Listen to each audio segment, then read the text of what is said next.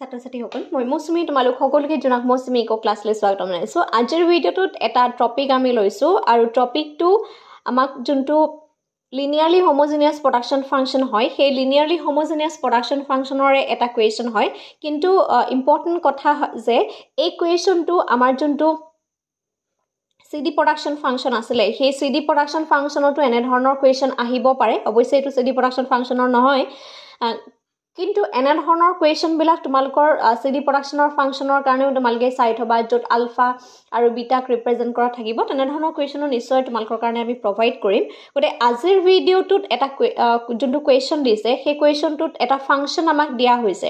Show' the following function is linearly homogeneous function. ইয়াত যোনটো production function দিয়া হৈছে সেই production ফাংচনটোত q equal to root over k square l আৰু ইয়াত 3 দিয়া আছে।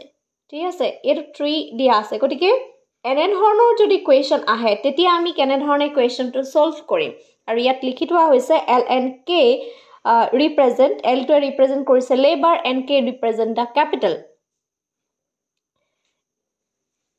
এই কুৱেশ্যনটোত ইয়াত যোনটো আমাৰ ফাংচন দিয়া আছে এই ফাংচনটোক আমি প্ৰুভ কৰিব লাগে যে এইটো লিনিয়াৰলি হোমোজেনিয়াছ এটা প্ৰডাকশ্যন ফাংচন হয়।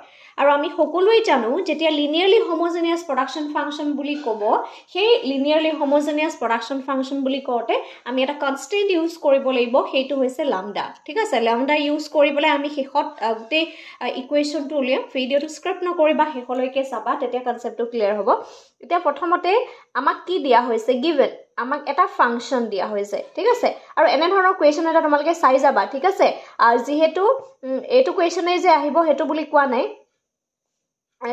যিবিলাক আমাৰ কব ৱেব যিখিনি কনচেপ্ট আছে বা CD প্ৰডাকশ্যন ফাংচন, কব ডগলাছৰ যিখিনি প্ৰডাকশ্যন ফাংচন, কব ৱেব নহয়, কব ডগলাছৰ যিখিনি প্ৰডাকশ্যন ফাংচন আছে সেই কুৱেশ্যনটোৰ কাৰণেও এইটো লিনিয়াৰলি হোমোজেনিয়াছ তাতো হৈ যায়। গতিকে তাৰো কিছুমান এক্সাম্পল দি পেলাই বা উদাহৰণ দি পেলাই সংখ্যাকেইটা সলনি কৰি দিব, নাম্বাৰকেইটা সলনি কৰি দিব, তাৰো এটা কুৱেশ্যন তোমালোকে চাই যাবা। কিন্তু ইম্পৰ্টেণ্ট হয়, সেইখিনি মাইক্ৰ' ইকনমিক্সতো নিশ্চয় তোমালোকে সেইখিনি পাইছা।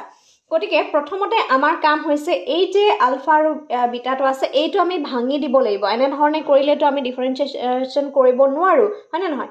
গতিকে এইটো যেতিয়া আমি ভাঙি দিম একদম সহজকৈ মনত ৰবা, এতিয়া এইটো আমি লিখিব লাগিব k স্কোৱাৰ l আৰু ইয়াত তুমি লিখিব লাগিব 1/3। দেখিছানে, k স্কোৱাৰ l 1/3।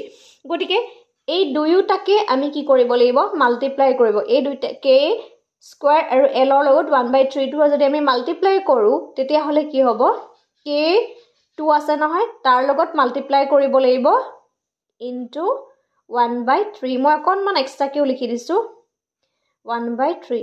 তাৰমানে ইয়াৰ ভেলুটো হ'ব, kৰ ভেলু হ'ব 2/3 আৰু এলৰ ভেলু হ'ব 1/3। গতিকে এই যোনটো ফাংচন হয় এই ফাংচনটো অলৰেডি কি হৈছে, আমাক দিয়া হৈছে। ঠিক আছে, এতিয়া এই ফাংচনটোৰ পৰা আমি এইটো কনষ্টেণ্ট ৰিটাৰ্ণ টু স্কেল যে হয় সেইটো আমি চাব লাগিব। Let k and l are increased by lambda times, where lambda is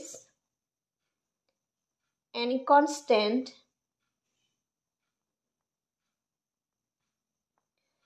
and then এতিয়া এই ফাংচনটোক আমি এই দুয়োটাৰ লগতে লামডাটো মাল্টিপ্লাই কৰিব লাগিব। ভিডিঅ'টো চাবা দেই। এতিয়া লামডা k 2/3 এগেইন আমি এলৰ লগতো লামডাটো মাল্টিপ্লাই কৰিম, l 1/3। দেখিছানে, এই দুয়োটাৰ লগত লামডাটো মাল্টিপ্লাই কৰিব লাগিব। এই দুয়োটাৰ লগত লামডাটো মাল্টিপ্লাই কৰোঁতে এটা কথা তুমি মন কৰা, এই যে 2/3 আছে আৰু 1/3 আছে এই দুয়োটা সংখ্যাৰ লগতে কিন্তু মাল্টিপ্লাই হ'ব। তাৰমানে এনেধৰণে হ'ব লামডা 2/3 and k 2/3। দেখিছা, এইটো এটা হ'ল। আকৌ লামডা আৰু এটা লিখিব লাগিব যেহেতু দুবাৰ মাল্টিপ্লাই হৈছে এবাৰ k লগত মাল্টিপ্লাই হৈছে এবাৰ l ৰ লগত মাল্টিপ্লাই হৈছে ইয়াত লিখা আছে let k and l are increased by the lambda times মানে দুইটাতে lambda times এ ইনক্ৰিজ হৈছে ইনক্ৰিজ হোৱা মানে কি হয় মাল্টিপ্লাই হয় হয়নে নহয় গতিকে ইয়াত কি হ'ব lambda 1/3 and l 1/3 এই দুইটা টাইমস আমাৰ কি হৈছে মাল্টিপ্লাই হৈছে এই দুইটা যেতিয়া মাল্টিপ্লাই হ'ব গতিকে তুমি প্ৰথমতে কি কৰা এই লামডাটো উচৰলৈ লৈ আনা লামডা যেতিয়া আমি উচৰলৈ আনিছো লামডা উচৰলৈ আনিলে 2/3 প্লাস এতিয়া চোৱা আকৌ মই নহয় দুবাৰ কৈ দিছো চোৱা এটা স্টেপ নকৰিলেও হৈ যায় ঠিক আছে k 2/3 l 1/3 এতিয়া চোৱা ইয়াতো লামডা আছে আমি জানো এটো কি হৈছে মাল্টিপ্লাই হৈছে তাৰ মানে আমি এটা জানো যেতিয়া n a n plus a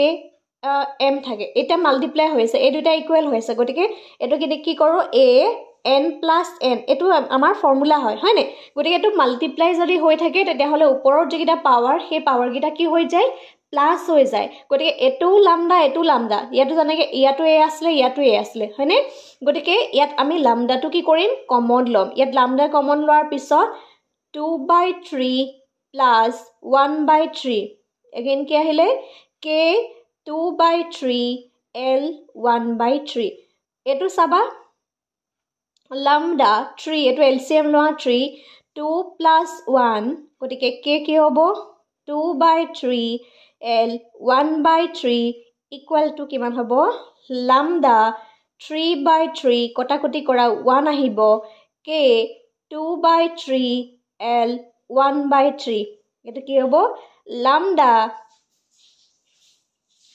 k হ'ব 2/3 ওপৰত আহিব দে এটো কাটি দিছো lambda k 2/3 l 1/3 এতিয়া চোৱা এই যোনটো ইকুৱেশ্যন আছে এই ইকুৱেশ্যনটো আমি এনে ধৰণৰ লিখিব পাৰো lambda q কিয়নো যেহেতু q ইকুৱেল টু কি আছে k 2/3 l 1/3 যোনটো আমাক অলৰেডি ইকুৱেশ্যনটো দিয়া হৈছিল that means a q value হৈছে q value to হৈছে 2/3 l/3 আৰু হেকটো উলালে lambda টো বাদ দি পেলাই that means k 2/3 l 1/3 ঠিক আছে এতিয়া এই গুটেই ফৰ্মটো জায়গাত আমি কি লিখিলো q লিখি দিলো ঠিক আছে এতিয়া q লিখি দিয়াৰ কাৰণে আমাক প্ৰুফ হৈ গল the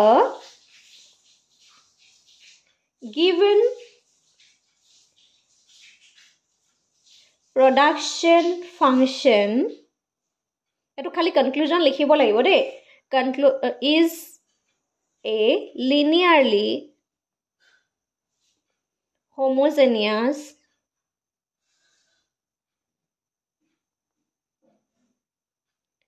function is linearly homogeneous function that means eto ami ki korilo proof kori dekhualo thik ase ene dhorne ami question khini solve koribo paru question to buzi palane please eta comment kori janaba karon tumalkar comments bilakor por base kori je ami video khini provide koru aru yar pisor ki topic lage eta comment kori janaba